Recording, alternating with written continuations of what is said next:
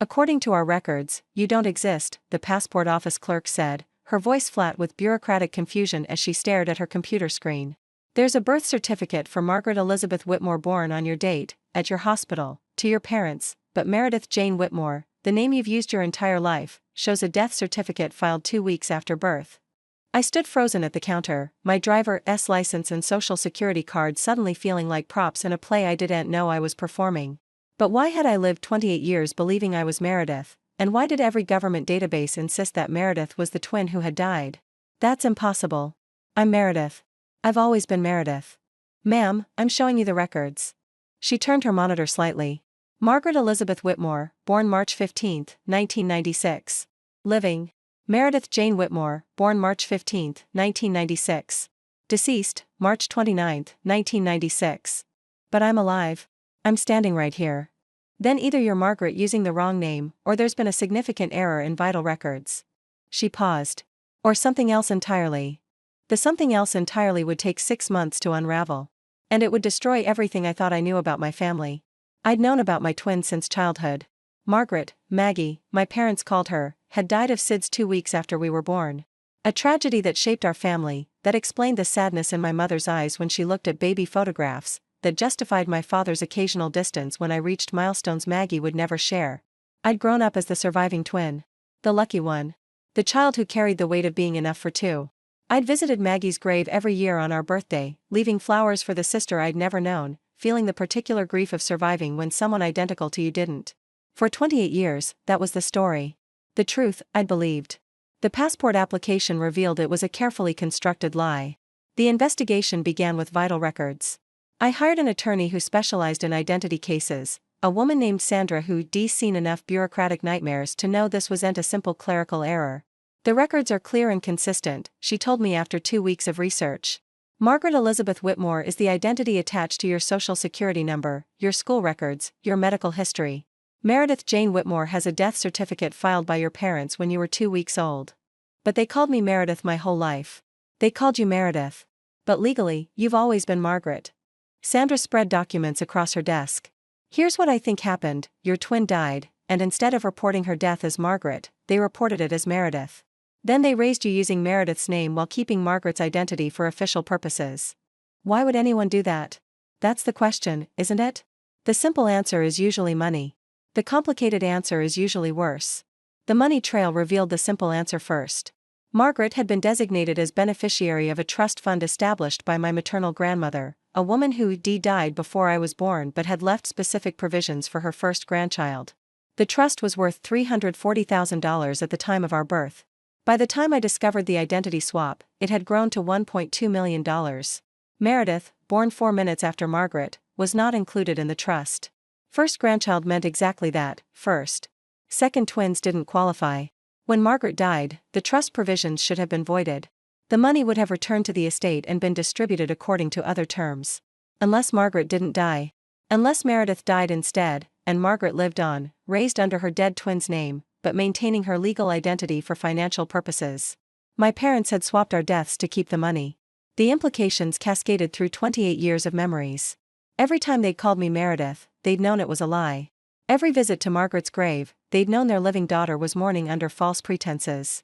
Every milestone, every birthday, every moment of my life, they maintained a deception that erased my real sister and stole my real identity. I wasn't Meredith. I'd never been Meredith.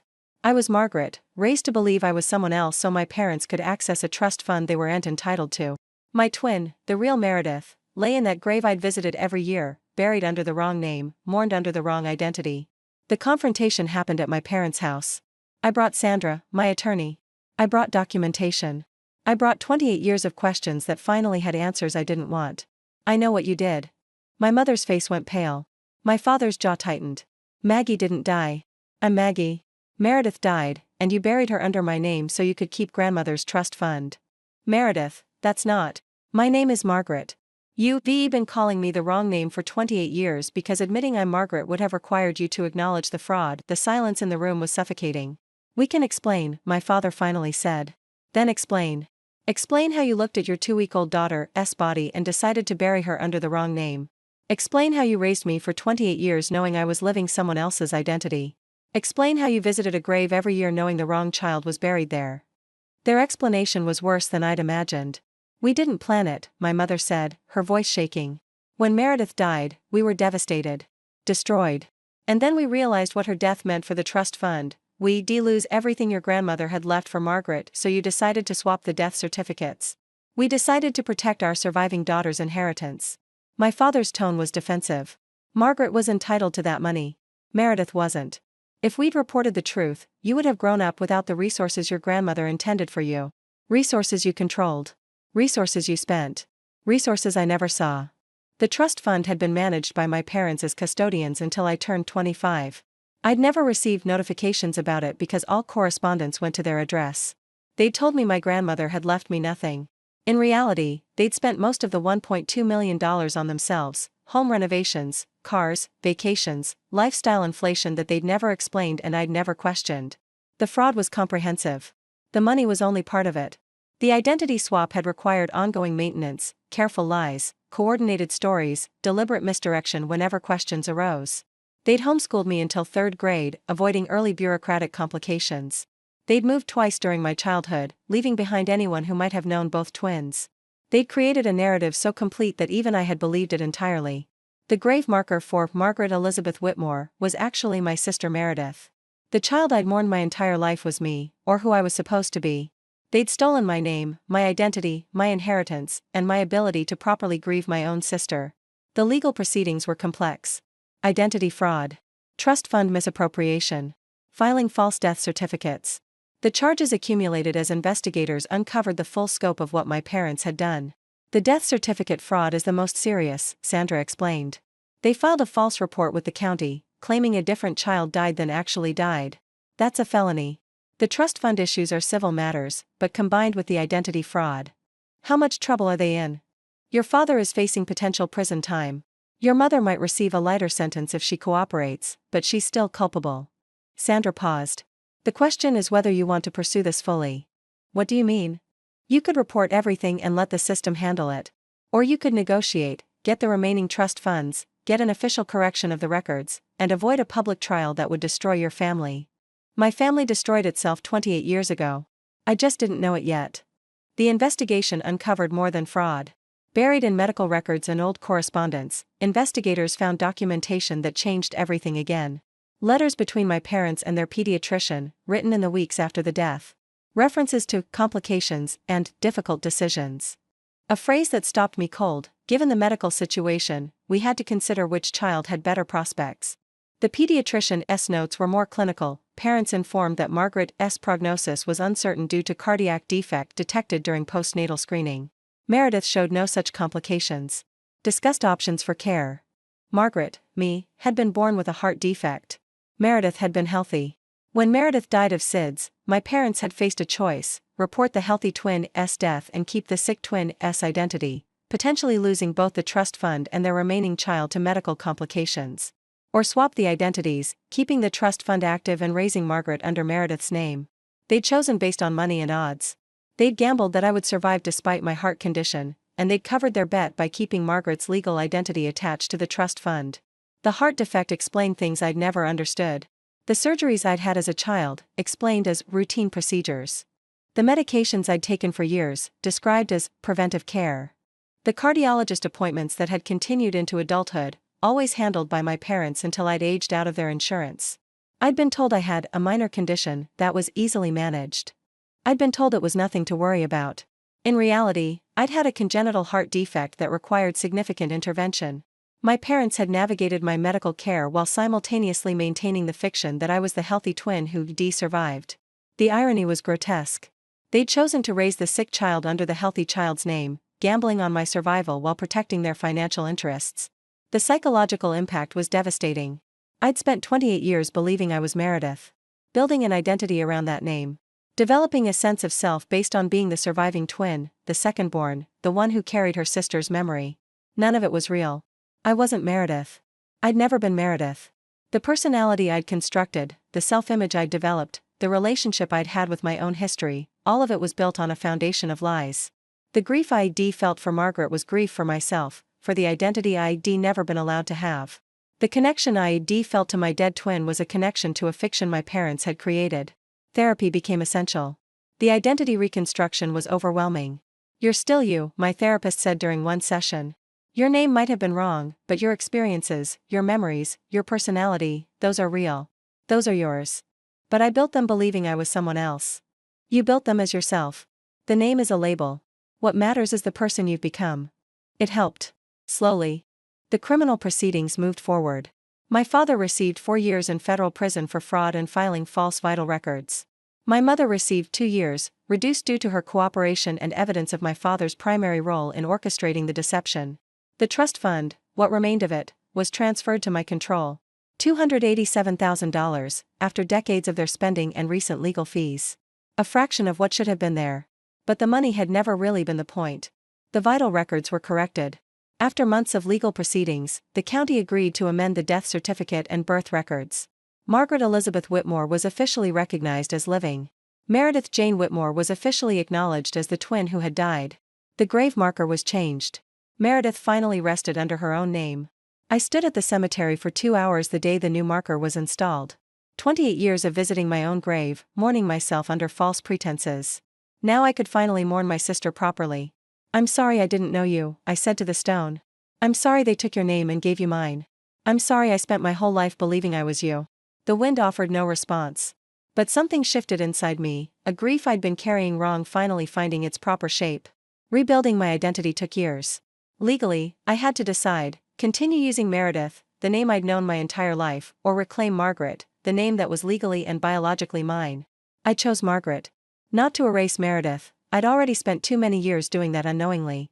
But to finally be who I actually was. To honor the identity my parents had stolen by reclaiming it consciously. The transition was awkward. Friends who'd known me as Meredith struggled with the change. Professional contacts were confused. The explanations were exhausting.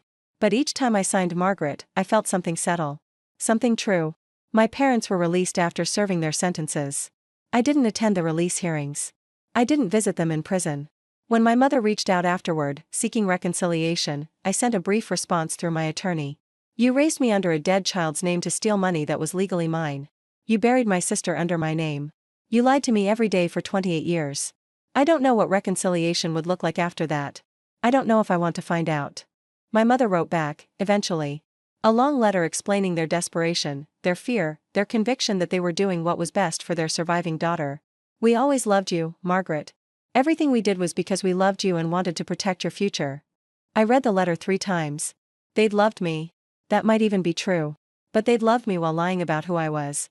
They protected my future by destroying my past. They built my life on a foundation of fraud and expected me to be grateful for the structure. Love that requires deception isn't love. It's control with better marketing. I met someone who understood. Her name was Diana. She worked in genealogical research and had seen plenty of family secrets uncovered through DNA testing and record searches. "People do terrible things to protect what they think matters," she told me during one of our early conversations. "The tragedy is that they usually protect the wrong things. Your parents protected money.